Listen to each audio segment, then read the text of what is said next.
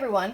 So while we are canning chicken today, I had some leftover chicken left, and today for lunch, since we're quarantined, we had made homemade chicken noodle soup for the kids for lunch. So all I did was I used what I had left on a rotisserie chicken, kind of chopped it up. I threw in, I think, probably about 10 carrots, chopped them into bite-sized pieces, some mushrooms, threw those in, and then we added egg noodles and just boiled it off. Once it was finished, we added the chicken in, let it heat up, and that was chicken noodle soup for lunch. And a box of chicken broth. So I don't know if you've ever done with egg noodles, but it always absorbs all the liquid, that there's never enough left for a second helping of soup.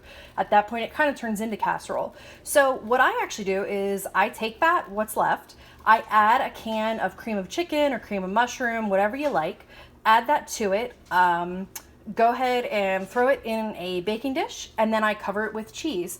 And I bake at 350 for probably about 15-20 minutes, just enough basically to solidify the cream of chicken, work it all in, and then melt the cheese on top. I do use foil on the top of that when I'm doing it, and then the last 10 minutes or so, I'll take the foil off so that the cheese is completely melted through. Now for this, it's actually going to be lunches for the rest of the week. So I actually turned my oven off, and at this point I'm just going to stick it in there, let it completely melt down, and then once it cools off a little bit, I'll go ahead and put it in Tupperware containers for lunches for the rest of the week for the rest of the family.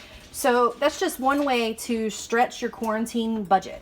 Don't throw that leftover soup away. Go ahead and turn it into something else and pack it up for some nutritious lunches for your husband or kids or yourself.